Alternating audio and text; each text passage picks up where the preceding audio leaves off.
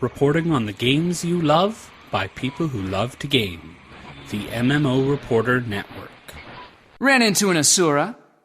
Called me a buka.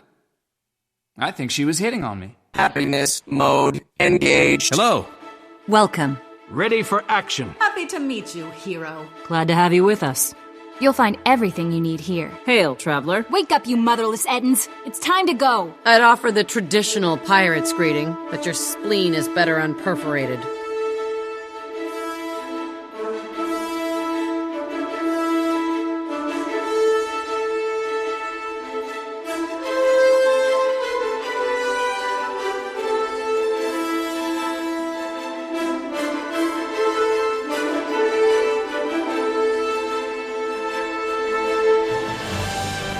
You're listening to Guild Wars Reporter on the MMO Reporter Network, brought to you by Audible.com. Get a free audiobook download at audibletrial.com/MMOReporter, and by Doghouse Systems. Choose your weapon at doghousesystems.com.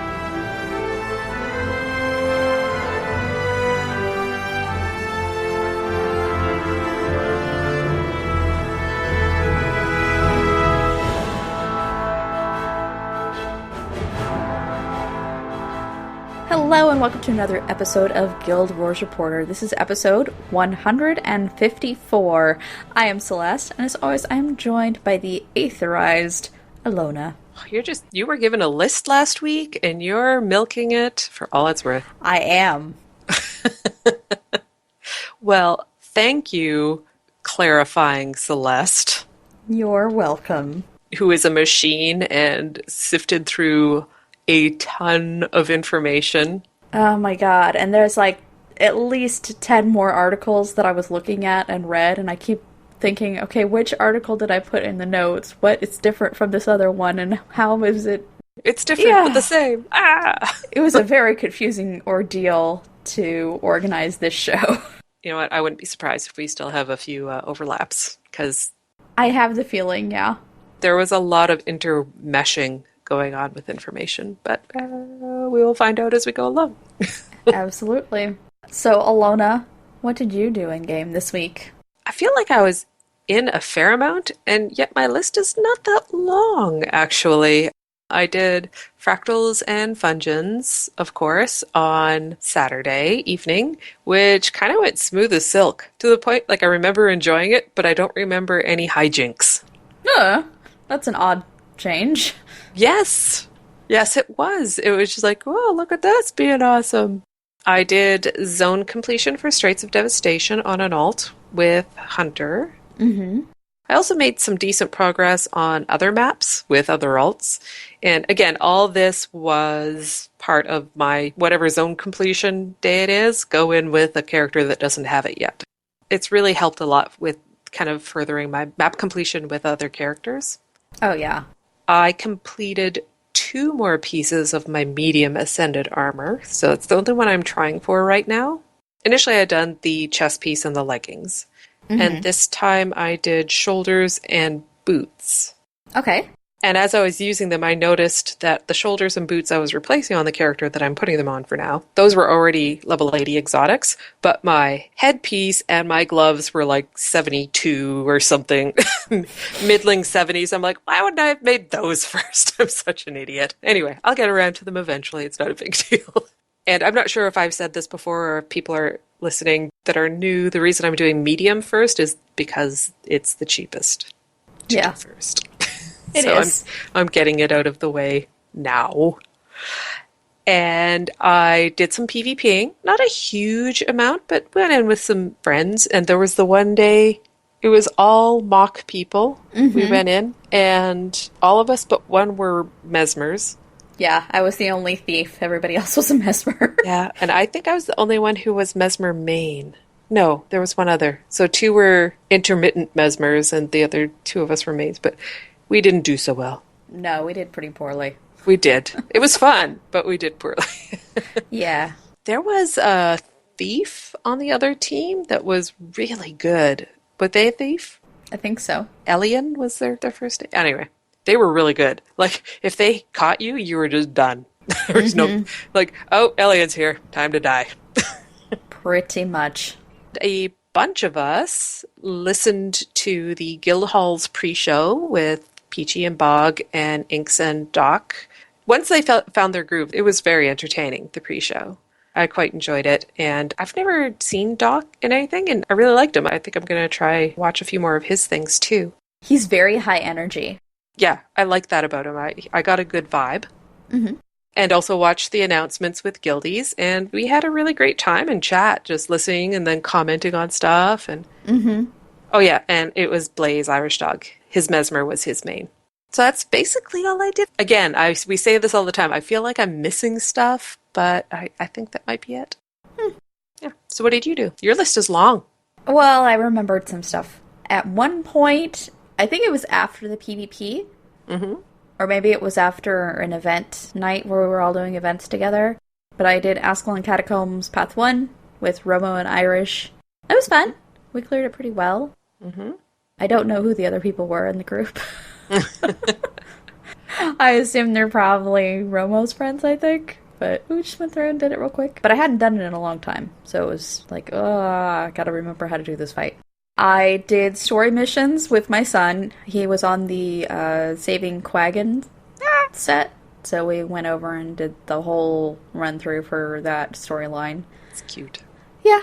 I ran to Ore to get my thief an aqua breather. Because I was too cheap to just buy one on the trading post. But I went ahead and did it in first-person view so I could record the whole thing, and it looks pretty cool. I got lost a lot. I didn't die, so there's that. Cal gave you a title that you should call that video. A horror coaster through Zaitanville. Pretty much. I've been working on my weaponsmith just because I don't remember why I decided to. It was just like, there was this reason of why I was doing it, but I don't remember why. Holes. I guess.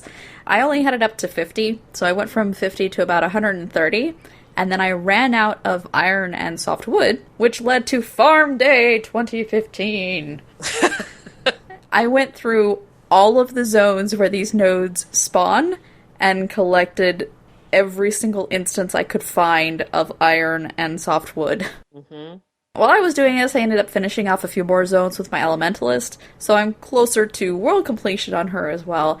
So when I started doing this, like actually working on zone completion with her, she was only at about 40%, and now she's at about 73. So I'm making pretty good progress with that. I'm kind of happy and hopeful that there is an end in sight. That's cool. Because I only have one character that's gotten world completion, and I kind of just decided, I really should have more characters in places. More characters in places. Yes. Are able to access places. How's that? Plus you get stuff. I got a Black Light key from one of my maps this last time. Hunter, the last couple times I've done zone completions with him, he's got keys. He was actually saying that he knows he got keys more for the higher level zones than he did for the lower ones. So I got mine from Snowden. I wondered if it was just like, well, I think that's just the way it's working out for him, but I don't know. I don't know either. It just, I was surprised that I managed to get a key. Any key. Any key at all, yeah. So, let's go ahead and talk about when we live stream on Thursdays at 9:30 p.m. EDT, 6:30 p.m. PDT at twitch.tv/MMOreporter. You can subscribe to the audio version of the podcast on iTunes and Stitcher, and remember to rate and review us so that people know that we are a podcast, that we speak words, and that our show is done mostly on the influence of fruit juice.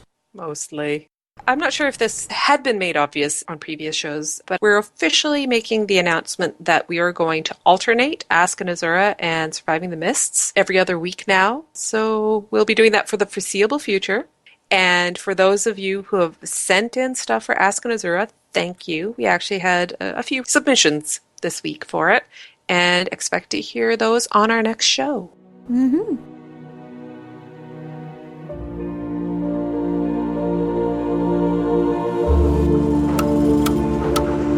Parts of the city are still unsafe, but once we fix... I'm tired of excuses, Magnus. The city's a wreck. If you can't get Lion's Arch on its feet, you're going to wake up and find this a ghost town.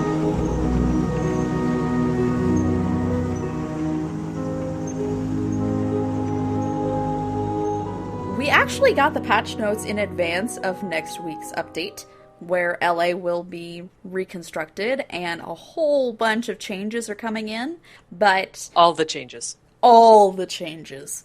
We'll go through it when it's actually on release because we have a lot of more interesting things to discuss this week. I have one thing to say about this before we move on.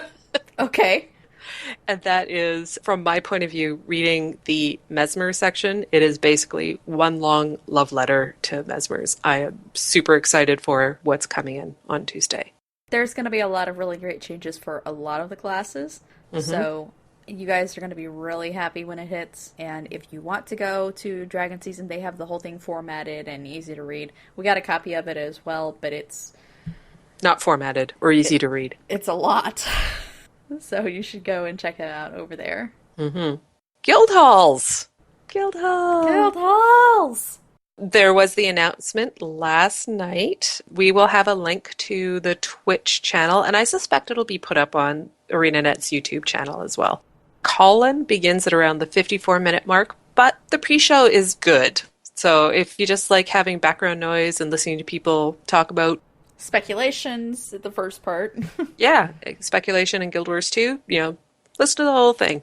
Accompanying that was the first post called Welcome to Guild Halls, and it was written by Link Hughes. Some of the information in this ended up being reiterated on later posts.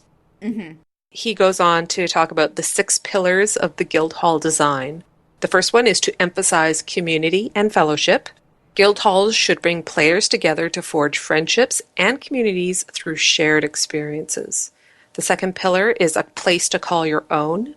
You control who can enter your guild's map, and it's a place you can retreat to with your close friends when you want to get away from the crowds of the open world. And this certainly makes it sound more like a player hub, which Yes. later on they kind of say, well, no, we don't really want it to be a huge hub for everybody. But it's kind of they were sort of aiming at. It didn't seem to me like they want it to be the main go-to place, but just like, this is our time when we're getting together just before doing something. Meet there, go do it, and then disperse. Right. Not necessarily spend all your time in it. That's how I view that one. The third pillar is build a shared history. This seems to be more about how your expansion construction alters the environment in permanent ways, the environment of your guild hall. Yes. The fourth one is bring guilds into the world. The guild halls of Guild Wars 2 exist alongside the public maps in the heart of Maguma region, and each has its own history to unearth. And I'm speculating a little bit that maybe if you have lore mastery for one of the factions, you'll be able to discover more about the map and share it with your guildies, which I think would be a really great way to unlock a lot of these mysteries. Yeah, I hadn't thought about that. The fifth pillar is activate player creativity, and the paraphrase that we took away from this is make your own games up. Over time, you'll gain access to more tools to support that. So that's interesting. I'm intrigued. No, that's good. I mean, a lot of people were already doing that in World vs. World and in their custom arenas as well, so it just makes sense. And the final pillar is new ways to play together. Guild halls are a living system and not just a place to unlock some vendors, which is kind of what the first Guild Wars guild halls were. To that end, we're working to add new content for guilds to bridge the gap between the hall and the open world. That's very interesting. Link goes on to explain about the 2 different guild halls. The new guild halls were once inhabited locations, hidden on the outskirts of the Maguma jungle, their original inhabitants long since gone. You'll need to mount an expedition to find these locations and wrest control from the Mordrim currently infesting them. Once they are under your guild's control, you can begin acquiring services for them and building them back up to their former glory. So there's 2 guild halls at launch. The first one is Lost Precipice. This is the one we see in the trailer. Who carved the dwellings, passages, and statues into the rock of this windswept retreat? And what happened to them? Dun dun dun. Oh, I was going to do that. And the second is Gilded Hollow. Secreted beyond a lost golden city in the heart of the jungle, the second guild hall that players can explore and settle is the Gilded Hollow. This monolithic cavern contains the remnants of an outpost of that city. But why was such a grandiose space carved out in the first place? And why was it abandoned? The answers await those willing to brave its winding halls and vast aquifer it's built atop. Honestly, that's the one that it sounds most appealing to me. I agree. Yeah. Now, just to kind of surmise what was said in the presentation itself with Colin, we wanted to go ahead and get a brief tour of it. Yeah. With Dolphy, she's kind of created the best sense for this. Guild halls are more than just a hall, it's an entire map that your guild gets to own. The map initially is controlled by the Jungle Dragon and their armies, and your guild will fight through the hall to capture the map at the crystal that we see during the trailer. You'll be able to customize, personalize, and decorate your guild hall, and you can form guild teams to compete in competitive PvP leaderboards and world leaderboards, which is a new feature that's been introduced with guild halls. There's going to be a guild portal in your hall that you can use to get to guild missions and actually other areas of the world as well. And that's the one that concerns me a little, but Yeah. only from the point of view of banners, which we mentioned last week. Yeah. You can build different buildings within the map. There's going to be a combat sandbox. You can duel with each other or invite other guilds to duel. You can customize it, put traps, walls, turrets, etc., even in real time, while players are still fighting to change up the playing experience, which is awesome. There's a guild workshop, which gives you the new guild crafting profession called the Scribe, where you can make items for everyone in your guild.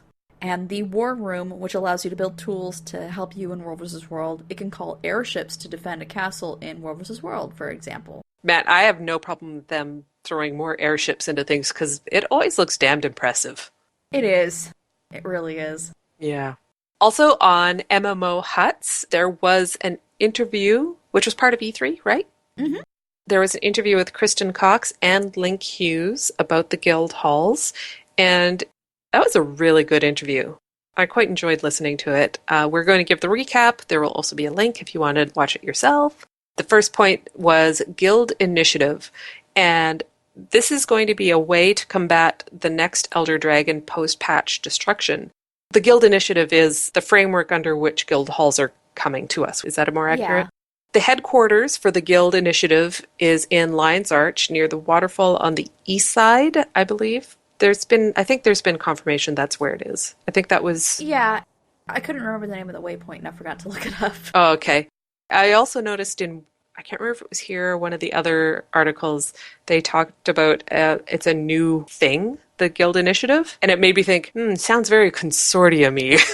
This is something that I don't remember exactly where it is or from which article it was from, but somebody had elaborated and said that this was a combination of the world governments coming together and saying, hey, the pact has failed, we need something to help combat this threat. That was the first one put out today by Link. Talked about that. Proceeding. The purpose of the Guild Initiative is to mobilize guilds as private militias to go out, fight the Jungle Dragon's minions, fight all the dragon's minions, and in general, make Tyria a better place. So you will register your guild at the initiative and gain access to various services and technologies they've been researching. Mm-hmm. Most specifically, they've been doing reconnaissance on the movement of the Jungle Dragon's minions. They've determined there's a couple locations out in the jungle where there are strange concentrations of Mordrum. They're looking for guilds to mount an expedition to go out, drive the Mordrum out of those locations, understand why they're so important to the Jungle Dragon, and hold them against recapture. The question is, would this mean that we would periodically have to fight Mordrum off again to keep them from retaking it? And the answer, unfortunately, comes later in the video, is no. Yeah, at least we have an answer. Yeah. Answer good. It is. There's going to be buildings in the guild halls. The first is Tavern, which has social features and buffs, market, new vendors, guild-specific mini-pets, indescribable emotion, new tier of guild weapons and armor, the workshop, which unlocks the scribe crafting discipline. It seems as though the scribe will only be able to use/craft while within the guild hall. Mm-hmm. There's going to be the arena, which is unlock different levels of gameplay. These are all ones you have to build. They're not just you get a guild hall, they're there. No, you have to build these buildings. Yes. War Room, which is new tools and improvements that can be crafted to take into World versus World and slot into objectives that guilds claim there in order to gain access to new functionality. Claim an objective and use bonuses that you previously crafted to boost that objective. For example, claim a supply depot and you gain access to the Char Car. It's a motorcycle mobile siege unit. It has a whole set of skills and can be used to damage walls or gates. And that was the one that looked so badass in the trailer. Yes. When we were watching the trailer together with the reveal, I think it was you and I. Yeah. And we were both saying, no, this is more like the Siege Devourer, or the Mechanical Siege Devourer. And that's pretty much what we're seeing here. Yeah. It's a transform, not a mount. Although you do see people riding things, but they're obviously NPCs. There's got cross-guild chat. So happy. That's nice. Now, I wonder if you can see your guildies on the map. That would be awesome. The guild missions, which are the backbone of progression, are going to be free to run. So currently right now you have to unlock them with merits. And our guild hasn't done any guild missions. Yeah. We actually have some training and some bounties ready to go. We just need enough people on to do them. This is interesting. I'm really intrigued by how this is going to play out. Decorations. Purchased, find materials out in the world which unlock recipes to refine decorations into variations and more interesting types. And this could be really dangerous for the people who like to paper doll. Oh, very much so. Yes. We're going to have a fantastic guild hall because I can think of at least 3 people in our guild that could go crazy Broadway style on the guild hall. Oh, yes. There's the guild portal, which we mentioned earlier. Set a location out in the world for your guild and use the portal to go to that spot as a group. Which is really nice because sometimes still you end up in different zones or at different instances, so you have to taxi, and so this will be nice. Definitely. And finally, each map has its own secrets by exploring the map and finding out different things about it. So you discover those. One of the maps is a love letter to cliff diving, according to Link Hughes. Yeah, this is the guild hall maps, I should clarify. Well, yeah. I found it really funny because the one that they show on the trailer is the one that they're talking about. It's definitely centered around gliding and jumping really high and having to navigate a very vertical map. That's going to be difficult. They're called guild halls, but they really are more guild maps. Yes. That happen to have buildings in them. Yes. They seem pretty darn big, actually. Definitely. Yeah. Irish, one of the interviews, one of the things I read actually said that no, you're not going to have to retake it. End of story. So I'm not sure if they'll add it later as a guild challenge of some kind, but yeah. The first post today talks a bit more about the Guild Initiative. So the Guild Initiative building in Lions Arch will serve as a temporary guild hall before you claim one. So I thought that was a really interesting, good move. So for guilds that do not upgrade, it will serve as their guild hall until they choose to do so. You won't just be able to join an instance to immediately open your guild hall once Heart of Thorns is active. You'll have to get to that point in the world before you can trigger the claiming event. So that seems to indicate to me that at the very least, the guild leader needs Heart of Thorns. In the very least, yes. But also to claim the area, you're going to need a large group of people. Yes. Well, they haven't said large, but yeah, implied. A group of people. Now, the one thing and I can't remember if it's been mentioned anywhere else, if I'm remembering correctly, I got the impression that once it's claimed, even guildies that don't have access to Heart of Thorns can at least access the guild hall. I think it was implied the opposite with this one. Maybe not. I could be wrong. I kind of got that impression on something, and I can't remember which one I got that on. From the official post here, from this one specifically, it makes it seem like if you don't upgrade to hot, you will not have access to the guild hall. Okay. That's probably something they need to clarify, though. Yes. Yeah, absolutely. The bulk of the other information that was in this blog post was information that we had already heard elsewhere. It was just worded slightly differently. Still, it's a great blog post. Yeah, honestly, if you want to read the ones that are on the Guild Wars 2 site, you will end up getting all of the news that's come out with other articles. No, listen to us. But these had just come out today, so I had already done a ton of research to try and find the rest of the stuff. So we're just going to go ahead and go with the sources we already had at this point. Yep. Now, for building your guild hall, Link Hughes elaborated that there are 6 major structures around your central hall, and this is the buildings. Each is run by a proprietor, an expert from the guild initiative who is on loan to your guild indefinitely to help you maintain your presence in the area. Proprietors will have a set of upgrades you can purchase that will add various functionalities and services to your guild hall. So this is how you're able to essentially upgrade the buildings. Yeah. And upgrades, you're not going to need influence, you're not going to need any of that stuff. I need to do some investigating on what we need to do now to get ready. There's a lot to look at now. Upgrades will need 3 components: various crafting material, favor, which is earned by doing guild missions, and Ethereum, which is mined from your guild hall map itself at a fixed rate by miners in your guild hall map. The rate at which they mine can be upgraded. All upgrades, all the time. Yes. Upgrades when purchased will be instantly activated, so you're not going to have like, oh, I'm waiting for it to process, because you're already saving up the materials to trigger it.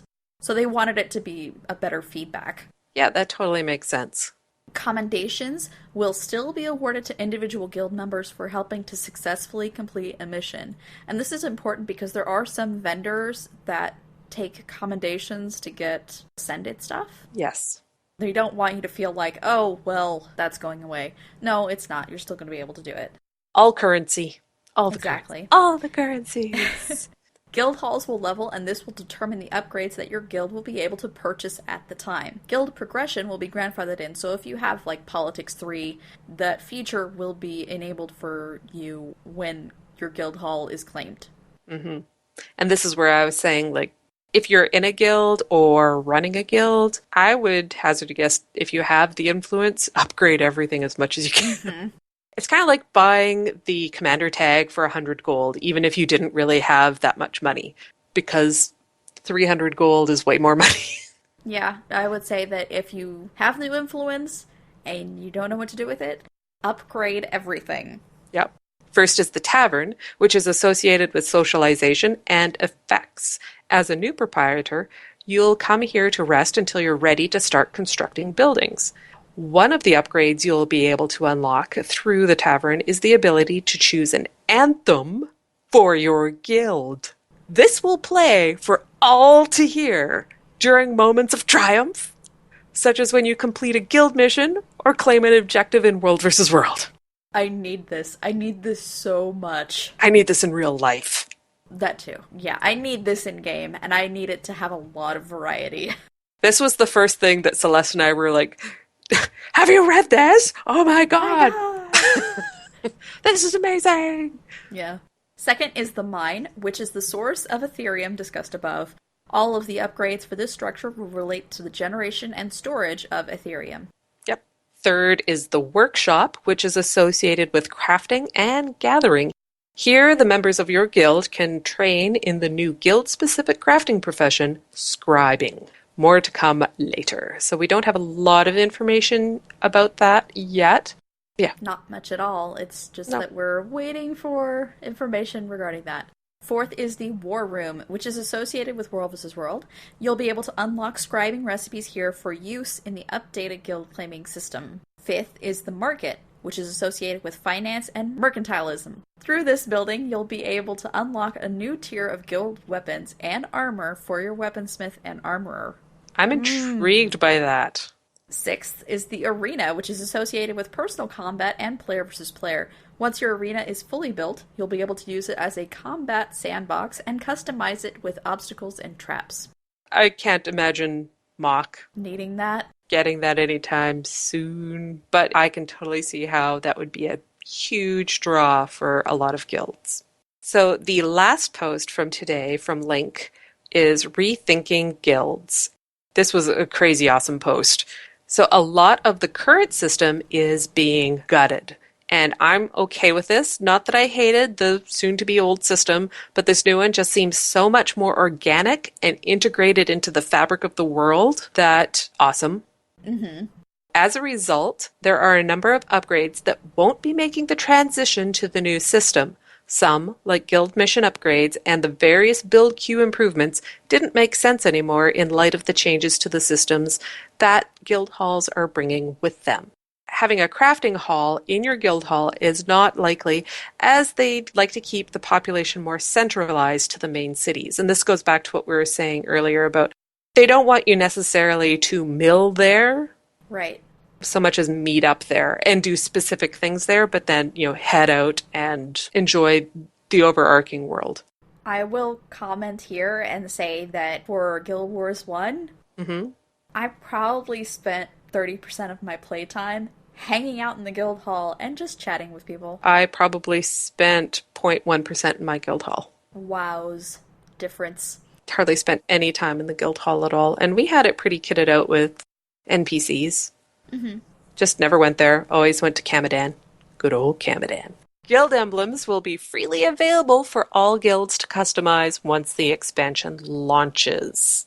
And I feel like this should have been the way it always has been. It should have been like that forever.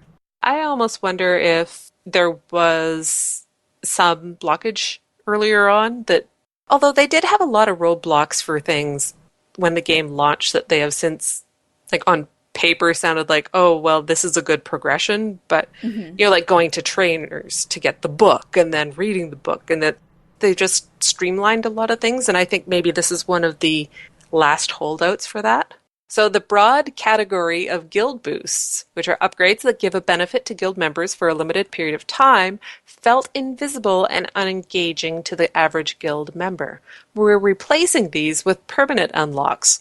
Some, like the waypoint cost reduction, yes, for instance, will apply permanently for all guild members without any need for interaction. Waypoint cost reduction, waypoint cost reduction, waypoint cost reduction.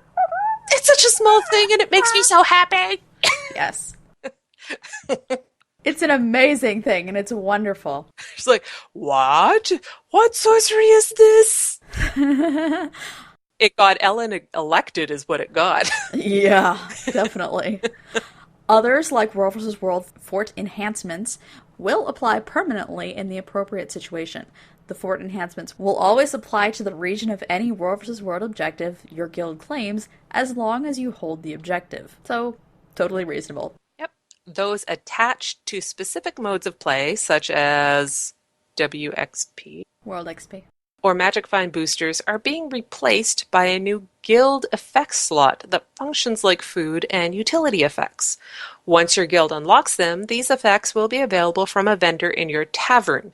Each guild member can only have one effect active at a time, but they're free to swap and effectively never expire. Food and utility buffs forever. What's gonna happen to the cooks? But that's World XP and Magic Find.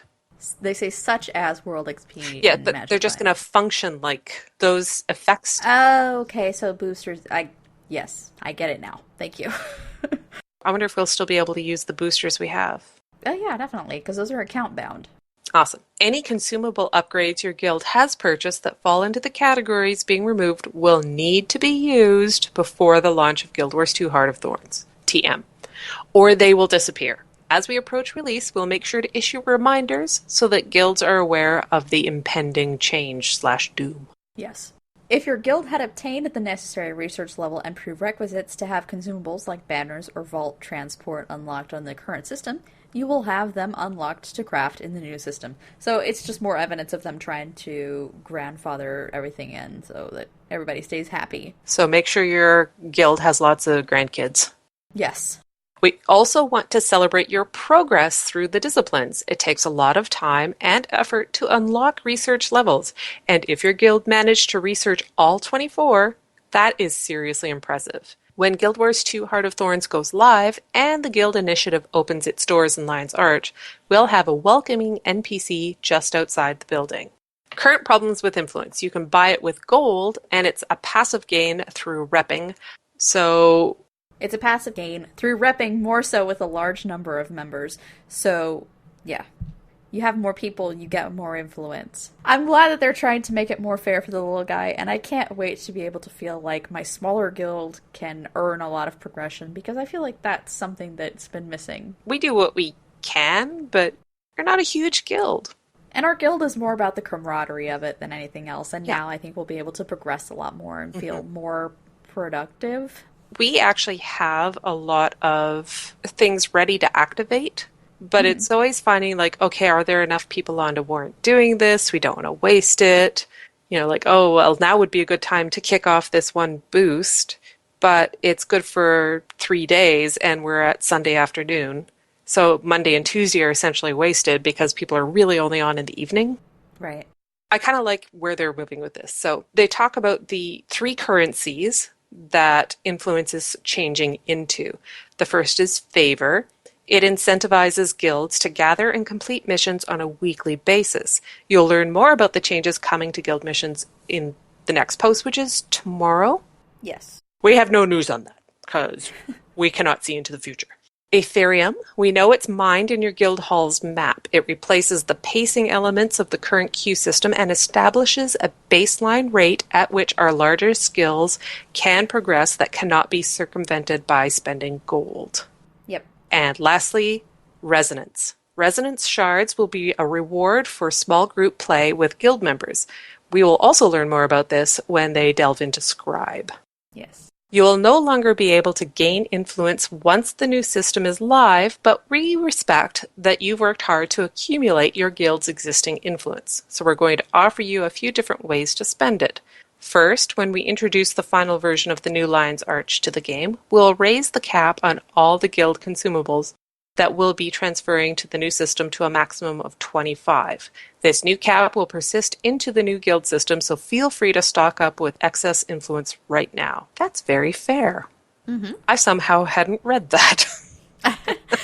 After the initiative office is open and you have a hall, you'll be able to spend the rest of your influence in small increments through boosting the 3 new currencies in various but small ways.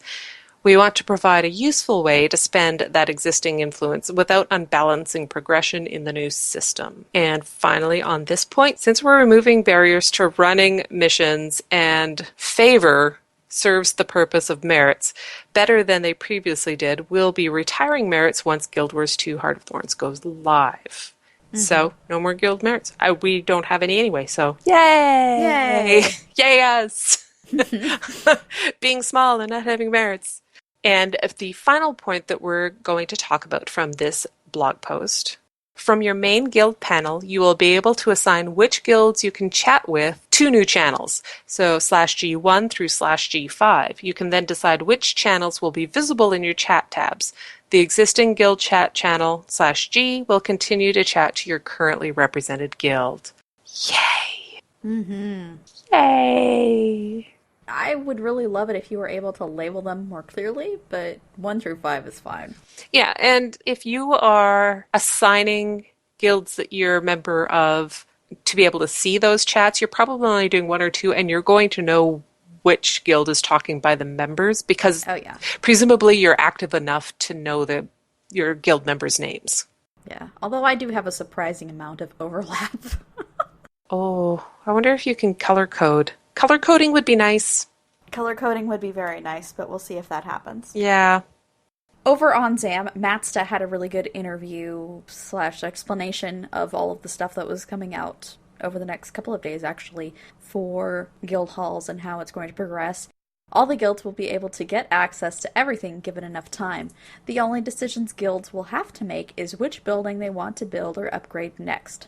While guilds will only be able to claim 1 of the 2 guild halls at a time, switching will be possible in much the same way as the guild originally claimed their current guild hall.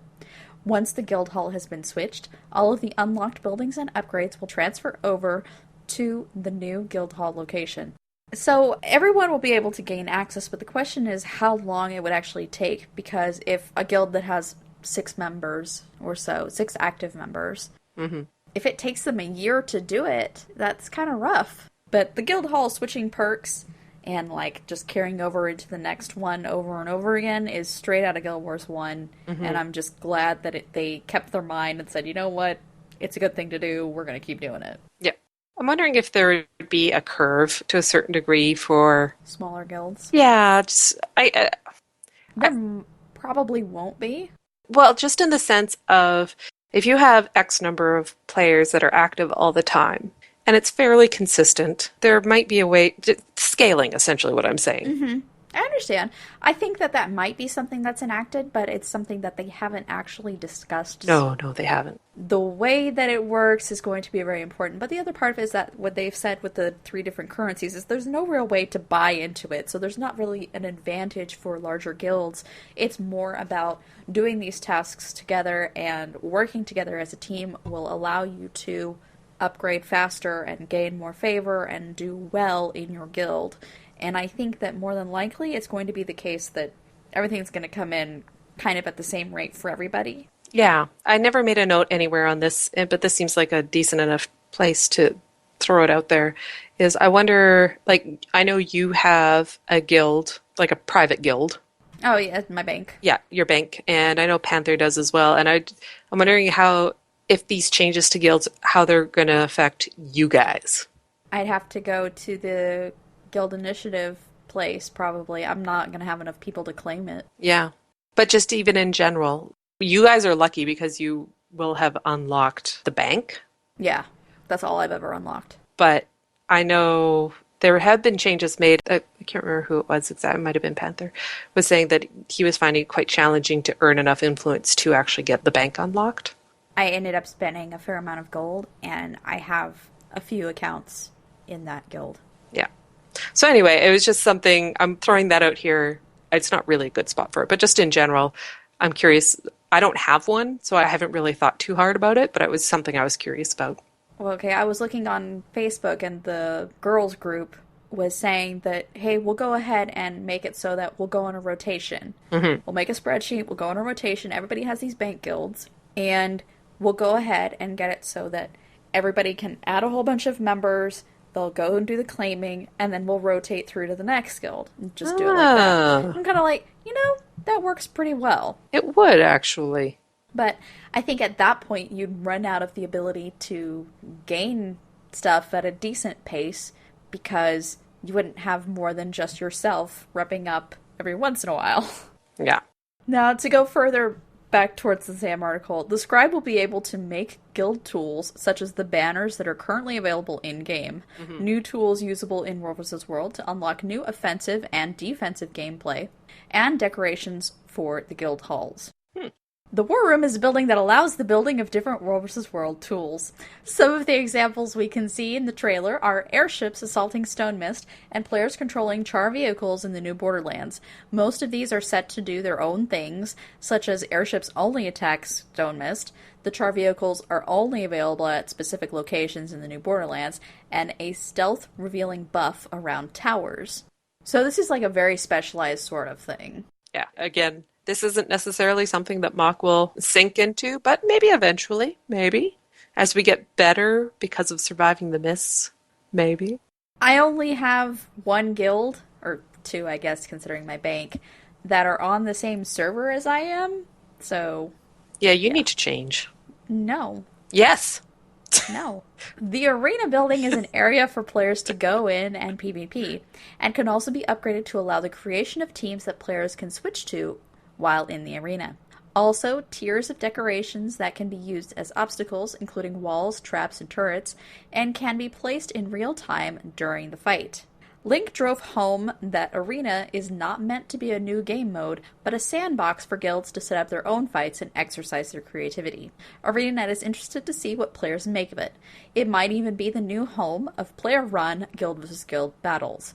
Since it is part of the building's upgrade system, the obstacle decorations will be completely different than the decorations that players can place in the guild hall. Unlike normal decorations, the obstacles are unlocked and will immediately allow players to place multiples of the same item. That's very interesting. Well, if you're going to make an obstacle, you want to place down, more than one, probably. Well, yeah, but it's just... So to help keep random guild members from messing up anything, a new architect permission will be added that it will only let members of the ranks with that permission move and place decorations. Like I had said before, I hope that the arena sandbox isn't limited by this permission. So I think that like any member of the guild would be able to move stuff around, because it'd be a real pain in the butt to have to stop the fight, give somebody permission, and then start the fight again, you know? Like just different permission toggles. Like arena, this. Guild hall, this. Yeah, that makes sense. That would be very nice. Yeah. Once property of the guild, decorations will appear in a new guild items tab of the guild panel. This tab is broken into 3 different categories: decorations, consumables, and the war chest. Each decoration is an item that is essentially used up once given to a guild, which means that players in multiple guilds will have to pick one to give their deluxe edition decoration to. While the buildings and upgrades will transfer to the new guild hall during switching, all decorations will be deposited back into the guild items tab, as the 2 maps are laid out very differently. I didn't understand a single word of that. Okay, when you decide to switch to a different guild hall map, all of the But why would you? decoration, so you can do a different claiming, so you can decide on which one you actually want to keep. Because all of the stuff carries over each time you move. You can change your mind as many times as you want. In a way, it's kind of a fast way to reset all of the decorations, too, because it all gets popped back into this tab. Oh, so when I was chatting in chat for the thingy before, where I was asking about switching guild halls, you're not going to be locked into a specific guild hall. No, you can claim both of them and decide which one you want to use. But when you switch... things reset. Yes. Okay. I understand now. Thank you, clarifying, Celeste. See, You're it welcome. works. It does. Once claimed, players will find a button in the guild panel that will allow them to fast travel to the guild hall. Like they did in Guild Wars 1. Exactly. And I'm just so glad that we don't have to buy a portal stone. I have all sorts of stone, like portal. Well, I have the Hollow Monuments portable stone, but... Oh, well, yeah, I do too. But that's just because you linked your accounts. The portal will give high preference to keeping all the members of the guild together and on the same map at their location, and in internal tests has apparently always kept the guild together. So in case we were worried about, like, oh, I went into the guild portal, but I'm on a different instance, or I'm in an overflow, or not good stuff. Additionally, the guild missions will be set for each week as a new bounty system from the pool of missions to give more variance instead of guilds grinding through each mission type each week. Yeah.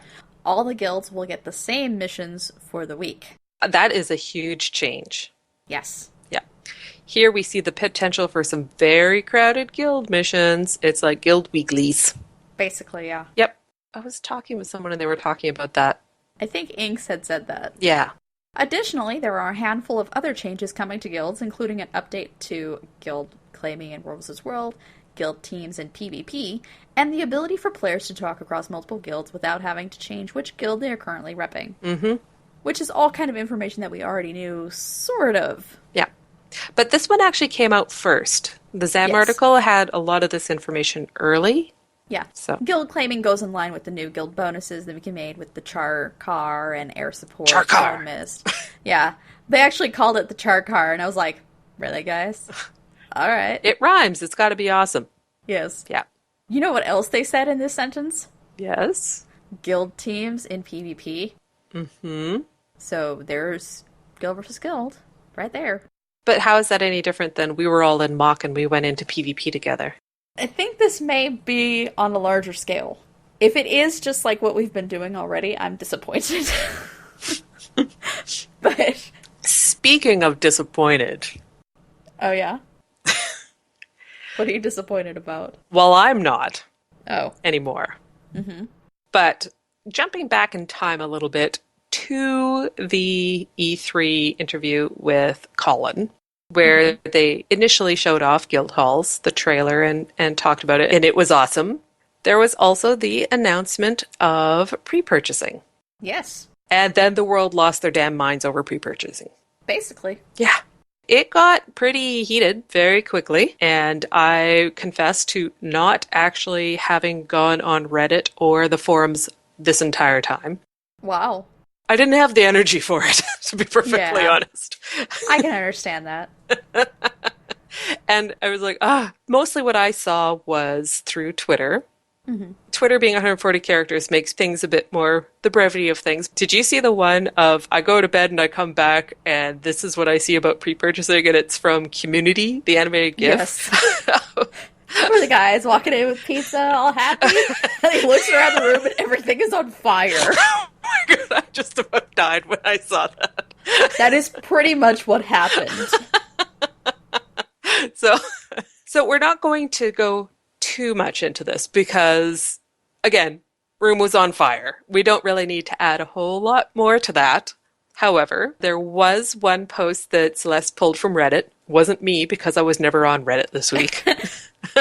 The reason that I pulled this one is it just seemed like it was a well-reasoned written response that makes a fair amount of sense. Yes. Obviously, it's one person's perspective and how they feel. Yes. And it was from Palo Joko.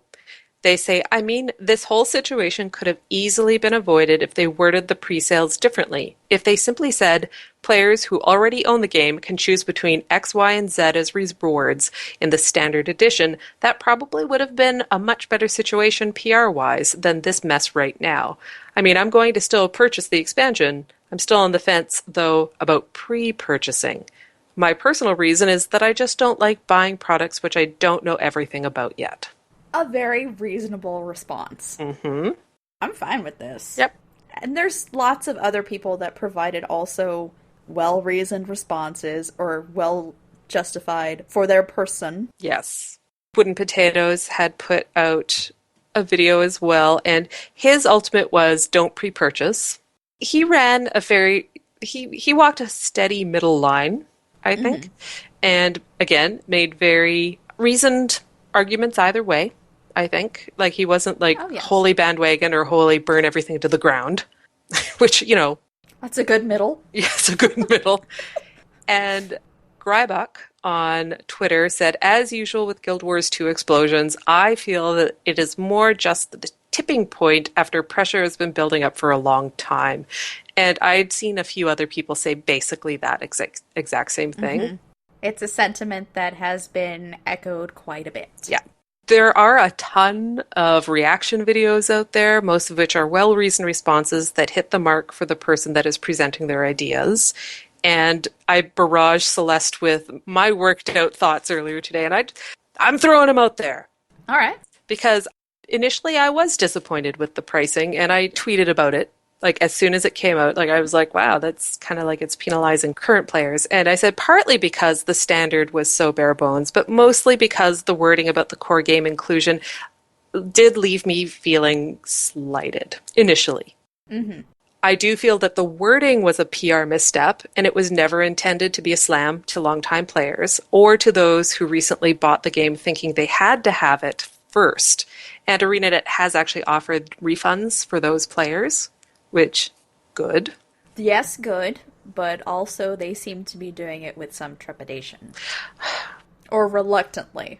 I suspect that at some point their direction changed on how they were approaching this, and they hadn't considered what the implications of changing the directions were, which is another misstep. Wasn't intended to be a cash grab or screw you to recent purchasers. Mm-hmm. It's almost like a naivete. Do you know what I mean? Yeah. They didn't have any ill intent, and so they're like, oh, I didn't even think about that. Because ArenaNet honestly has built up enough good faith with me personally.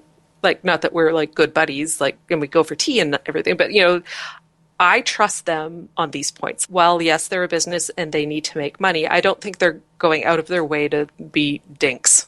Right.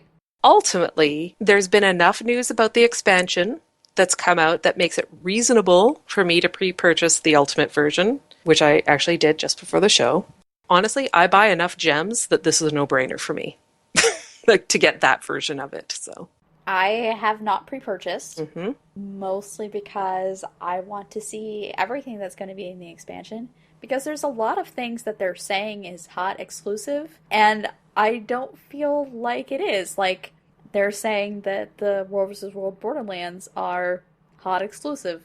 Well, how can that be? Are they just going to shut down Borderlands for anybody that doesn't have Heart of Thorns? Yeah. Because they're taking away the old ones. I guess because World vs. World isn't, like, high on my priority list. It's not for me either. Those are valid questions. And now I can't remember who posted it, but there was a series of tweets from someone I follow, and I can't remember who it is, and I apologize. But basically it was, ultimately, if you feel it's worth it to you to pre-purchase, do so. And if you feel it is not worth it to you to pre-purchase, don't. Yeah, a lot of people have echoed that sentiment. Yeah. And that's definitely how I feel about it. I'm not sure if it's worth $50 for just access to that stuff right now. So I'll find out more, probably get back on the hype train, and buy it eventually. The only thing, and this is where I'm such a sucker for sales, and I recognize this, Ultimate is not going to be around all that long, I don't think. I get the impression. And you won't be able to upgrade to it if you buy one of the other ones. I thought it was just that it was not going to be as an upgrade. I didn't know that the Ultimate was going to be limited as well. I think limited only in the sense of pre-purchase. Like, that is a pre-purchase thing. That was my understanding. I could be wrong. I'll have to research that, because I'm not... Anywho... But the only difference really is the gems. Yes, that's true. So maybe it's fine. Yeah. A reminder to not be a terrible human being. Because apparently those are necessary. Over on Kill 10 Rats, the extremely necessary thing to say is, you know what? We are all living and feeling human beings. Words can hurt. Please take care of each other despite our differences. And this was a tweet from Tisserbauer, who also did a heartbreaking sketch of an Azura reading a letter and crying with a Char trying to console said Azura. And it's just like, oh my gosh. You guys. Yeah. You guys are the worst. I feel terrible for the developers who put themselves out there on the internet and have seen wave after wave of, why would you do this? It's a terrible decision. You suck. You're terrible. Blah. Did you see, like, Ruby had tweeted earlier that someone had sent her in-game mail to her personal account, basically yelling at her? Exactly. I'm just like... Like she has any say, one. Two, personal account. Separate them. I feel so badly that this happened. It's a PR thing, unfortunately. Yeah. And that's why I ultimately came to the, it sucks because it took focus away from some pretty amazing news. Yeah, the news itself was awesome. It's just that everybody found this sticking point to get stuck on. Yeah. Myself included. I read through all of that stuff. And I was just like, man, I really just don't know about the price. Yeah. But then I just kept reading more and more awesome things, and I realized, it's everybody's going to find something to criticize, and I feel like it's important that we realize that there are people behind the screen. Yeah. I do think the standard edition should come with a character slot or something like that because they are introducing a new profession. I completely agree. It's like when they came out with Factions of Nightfall. I know they weren't qualified as being expansions. No, they were. But they gave you a character slot. So you could try the new profession. In the end, I was buying the Ultimate version anyway, so that wasn't a factor for me, but thinking of other players who are choosing to buy the standard edition, I think that would be a good move. Shrug. In the gem store, there is the mini Pet Rock, which is 350 gems. Yes! And I hope everyone bought one of these googly-eyed delights immediately, as I did. I'm waiting for payday gems, but yeah, I'm going to. Googly-eyed delight. Yes, there is also the Revenant Mail Carrier for 350 gems as well. Actually, I honestly haven't seen that one yet because I was too charmed by the mini rock, who goes on his side and spins around. I confess to be in the same situation, although the price point for both of these is quite good. I will comment on that specifically.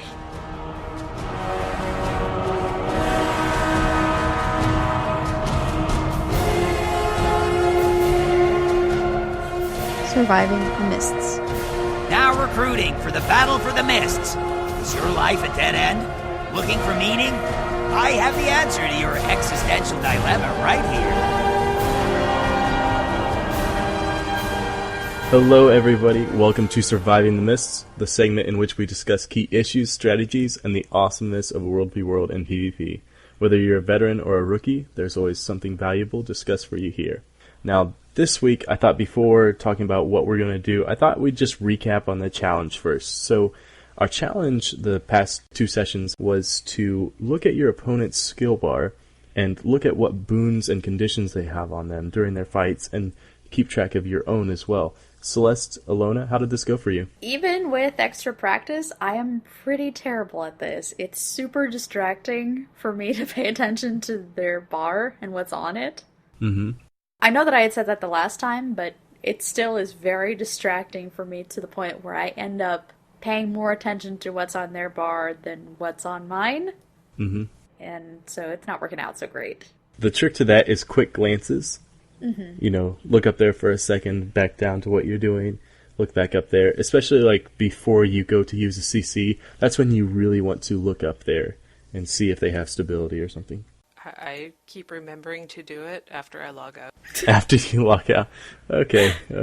It's like remembering I should call my mom sometime, but I'm in the shower or something. And Yes. then I instantly forget. So that's what's happening to me. I actually should put a sticky note up to remind me. On top of one of the other billion sticky notes. Hey, I only have 5 up right now. Ah. Well, I'm sorry, Allona, but you will only receive partial credit for this assignment. That's fair. Is it still passing? As long as it's passing, I'm fine. That's how I got through school the first way.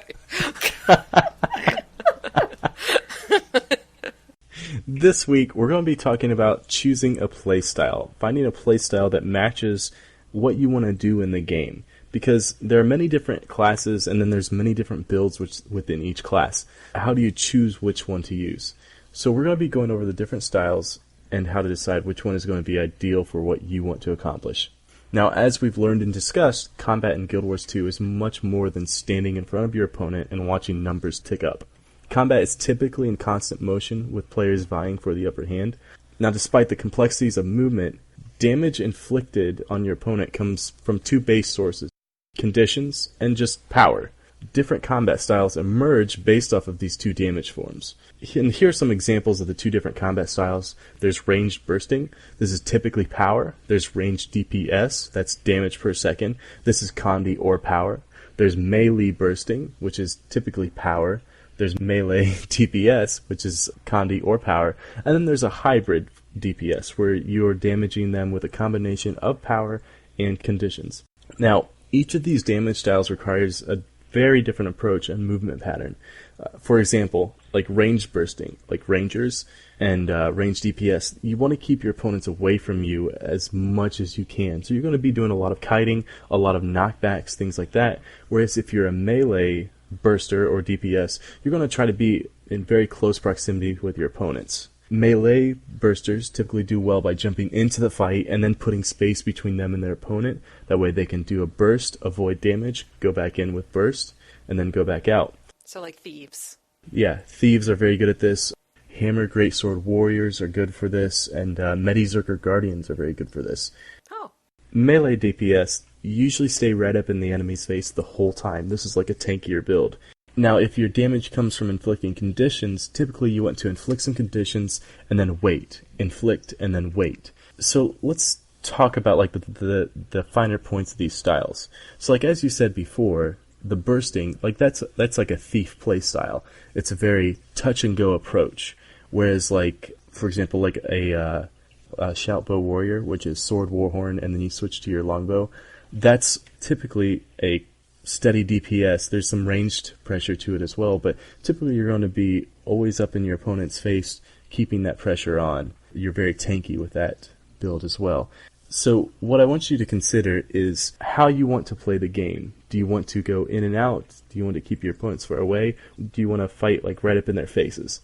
Now, you don't have to pick one of these to go with, but it's good to focus on one at a time to get good at, unless you're a veteran player and you've already done this. But what I am suggesting to people is, if you have one of these, let's say your main is a ranger, and you typically go for like a ranged burst or a ranged steady DPS, focus on that, get good at that, but then try one of these other combat approaches. Because what you're going to do is you're going to learn about what they can do, and then you're going to learn, even if that's not what you want to play with in the future, you can learn how to fight it better. Okay. Yeah. Now, we've gone over the previous challenge. Let's take a look at the previous game. Now, I gotta say, guys, I'm sorry if I went all teacher mode on you 2 weeks ago. I didn't mean to sound... Yes, you did. I did not mean to sound angry. I was just, just disappointed. Yes. I hold you guys to such a high standard. I had higher expectations. That's all. We're cool. I'm not mad.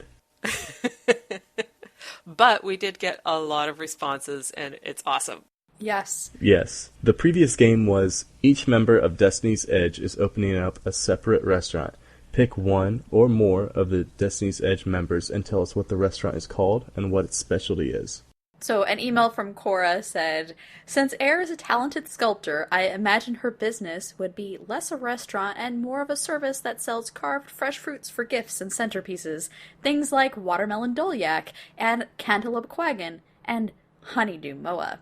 Her business name? Irritable Arrangements. Irritable Arrangements. Yes. Awesome. Too punny. Very. We also got one from Irish Dog in an email. So it's Kate's Steak Escape. Famous dragon skillets and crystal egg omelets. Now open somewhere in the Maguma. Also, Logan's Hot Dog Stand. Co-owned by one Lord Farron. Now serving in Queen Jenna's court. I like the crystal egg omelets. Yes, that's pretty amazing. And, of course, Particle Shift had to email us and let us know their opinions. Destiny's Edge restaurant? What, like Logan's Steakhouse? As if he'd be away from the Queen to do it. Let's see. I think Bram had a restaurant in Craigstead. If I recall, it was Brahm's House of Waffles. Strangely enough, the specialty there was blackened moa, served on a bed of fries, soaked in gravy covered with cheese. It was called Sky Fried Chips. As to its appearance, it wasn't much. Just one of the regular Norn hovels with a poorly painted sign out front. The decor wasn't much better. Misshapen benches, uneven tables, messy floors smelling of batter, stale beer, and bacon grease. And the booster seat? No consideration for proper Azuran designs. Now that I think about it, I miss that place. Tuesdays, with each ale, you got a free sun chaser. Now that I think about it, I don't remember much about the Tuesdays that I went there. Oh well, it's not around anymore. Last I saw it, some dumb molten shaman torched the place during their invasion. Doubt Bram's got the time to be cooking anymore anyways. Nope. I love the narrative. Those are always amazing. Yeah. This one's from Jawa. Air opens Steaks of Legend. New offerings named after the slayer who brought in the beast. Barbecued isomere ribs. Tooth in instead of bone in, provided by the slayer. Slices of minotaur spirit. How do you say that? Au jus de Jotan. Thank you. Provided by the sons of Svanir. Tequaddle's pie, like a shepherd's pie. Lightly charred by a Zuran laser cannon, provided by the Tequaddle Terror Squad. Yes. That's TTS. They're a big world boss guild, in case you didn't know. And for Zosha's restaurant, dinner and a ride, like a dinner train. Eat festival foods atop Mr. Sparkles as it lumbers around Radisson, like watching a parade eating pop cubes, a variety of flavored cube-shaped popcorn. Shoot off Dragon Bash fireworks wherever you go, and watch Azura slide down the side of Radisson and hold up scorecards. Herotron would be your waiter refilling your juice. Show off to all the citygoers that you're hanging out with the virtual Felicia Day, and end the evening with a match of RC golems in Metrica Province. Very nice. I love it. We got an email from M is for Awesome. The name is Keith Ceviche Castle. The menu is raw meats, carpaccio, sashimi, and the house specialty, ceviche. The decor is authentic 70s retro fern bar. And the signature drinks are scarlet sangria and succulent juniper gin and tonic. To the bottom. Plus I like its case Ceviche Castle. Yes. From Romo, we have Ritlock's Barbecue Corner. You'll find more meat on these bones than those squirmy, skinny humans. Oh, and we got salads too, if you know what I mean. Yep. No, I don't. Yeah, that's kind of threatening. Calibajui rounded it out with, regardless of the restaurant, I can see Logan wearing a hairnet and doing the dishes with a photo of Jenna taped to the wall. I imagine him like with a cheesy mustache too. Yes. And lastly, we got an email from Jackson. I recently started listening to the show, episode 148, if I recall correctly, and I'm writing in for the first time to answer the game. If any member of Destiny's Edge were to open a restaurant, it would be Air Stogulkin. Actually, a popular choice, as it turns out. It would be one of those outdoor patio cafe type places with a selection of fine ales, of course, and it would be called Stogulkin's Open Air Market. Also, pets would be welcome, of course. Yes. I love that. Open air market. Ba-dum-bum. That's pretty awesome. Yeah. They're all great. Ladies and gentlemen, thank you so much for all your responses. These were fantastic. Pest in the chat room was saying that Air's open air market would also have ice carving. I like it. Mm-hmm. These were really good responses, though, guys. Very good. Okay, so the challenge and game for this coming week. I want you to play 5 games of PvP this week. Now, the reason for this, if you're trying to get better at fighting other players, this is where you need to be. Roaming is good, but the fights are pretty infrequent. PvP arenas give you a lot of action and combat experience, so soak it up. And I would say, even if you're in a Zerg and there are frequent fights, they're fairly chaotic and it's hard to really pay attention. Yeah, understand what's happening. Like it's Yeah, you really don't have nearly as much control in that. Like in a Zerg fight, you could just die. Like you could just get zapped real quick, and you have no ability to affect that. Whereas in a PvP match, you can check that out. And what I encourage you to do too, if you get killed real quick and you're like, whoa, what happened? Look in the chat log, look at the combat log, and see what hit you and how they hit you. If you feel comfortable enough, perhaps even whisper the player that you were going up against and say, hey, that was really awesome. Mind if I ask how you did that? Yeah, that's a great idea. And who knows, like maybe someone would be willing to go into a private arena with you and let you duel them a few times so you could get better at fighting that. You might also get a jerk. But honestly, I've found typically if you private message or whisper someone and are legitimately asking a question, people are really good. Yeah. They want good matches. People typically respond very well when you're gracious and humble, and you know if you're just like you said asking a question. Yeah, and Pest in the chat is saying, I've learned lots by asking people about their builds, etc. after they smoothed me bad. I just like that smoothed me bad. Oh, smooshed. Oh, I like smoothed. I don't like, is this new lingo? I really like it. I got smoothed so bad. I'm using it. I don't know why, but I just envisioned like James Franco, like a character that looks exactly like James Franco, smoothing him out. If anyone would, it would be him. Mm-hmm. Yeah. Now, the game for this coming week. I'm not going to get mad if you don't write in for this, but I'd still like to see a good amount of responses. He'll be very disappointed. I'm not going to be very... Okay. Yes, you will. Actually, okay. I'll be disappointed. Actually, I'm going to put some incentive in this one. We'll collectively pick the one that we think's the best, and I will give 10 gold in-game to whoever comes up with, I think, the best one. Or we think is the best one. So, next time we have a Surviving the Mist segment, make sure that if you win, let me message you and add you to my list in game so I can mail you. I guess I don't need to add you to my friends list. Would you weight more or less heavily to flatulent noises? I'm not sure. I haven't read what it is yet, so they don't know. Okay, so the game, this is another tonic game. So we have tonics for all sorts of visual effects, but are there any that only alter sounds that your character makes? This week, I want you to design a tonic that totally changes the way your character sounds. This could apply to vocals and weapon noises. My example, the drum set tonic. When my character hits stuff, it sounds like banging drums and clanging cymbals. Okay. Or my question that I asked prematurely. Yes, flatulent noises. For or against that? That'd probably be low on the list. See, I'm just throwing that out there so that perhaps we get a higher quality. That's fair. Good to know. Looking for a combination of creativity, cleverness, and just stupid funny. May the Six watch over you. So if you have a community event that you would like for us to share, please send us an email. Legion calls. And if you've got a burning question for our Ask an Azura segment, let us know. Seize the moment.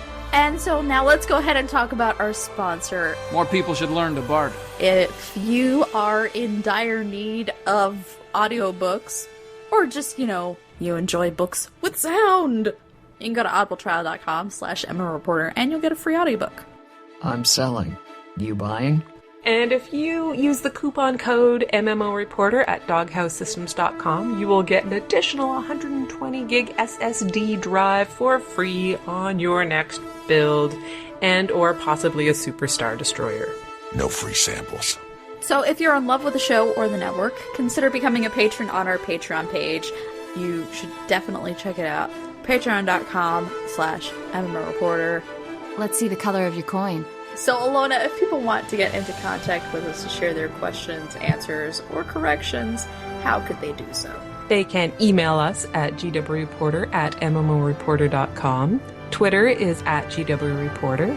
Our website is guildwarsreporter.com.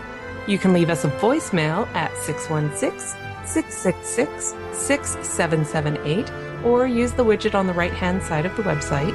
YouTube is MMO Reporter Network, and remember to like our videos and subscribe to the GW Reporter playlist. And while you're hanging out there, try some of the other shows. You might find something you like. Facebook is GW Reporter. Tumblr is gwreporter.tumblr.com. You must visit more often. And you can visit us on Twitter. I am at OneBigPear, as in the fruit. And I am at Selyuki. In a world where you can visit us on Twitter, I am Ultra, at Ultratown. Or at Hunter's Insight, one word. You're kidding, right? Or you can find us in-game, where I am Selyuki.5046. And I'm OneBigPear.1249. And I am Ultratown.5683. Incredible! And you can get me in game at Hunt, H-U-N-T, I forget my user display name or whatever. I can't believe it.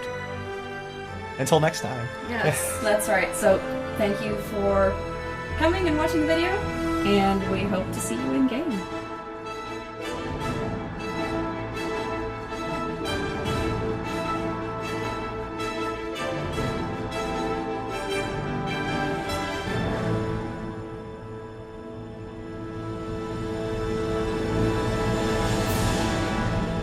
So that's how it's done.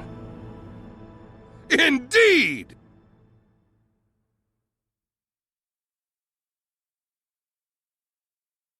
What's your third point? One that is complete fabrication. Because Pear threw it in the notes, and I'm probably just going to edit it out when I say it. I was generally awesome and have fans running around shouting at me, telling me I am amazing. Because you didn't have anything written down yet, so I put that in. Yeah, because I completely forgot about what we did this week, so I just left it blank, and Pear was like, hey, you should type stuff.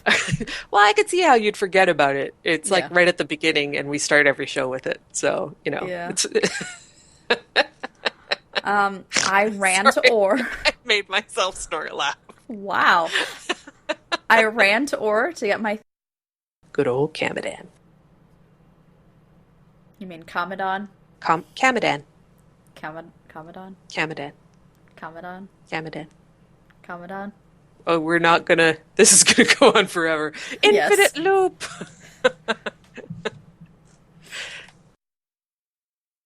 The broad cattery... Cattery? Yeah.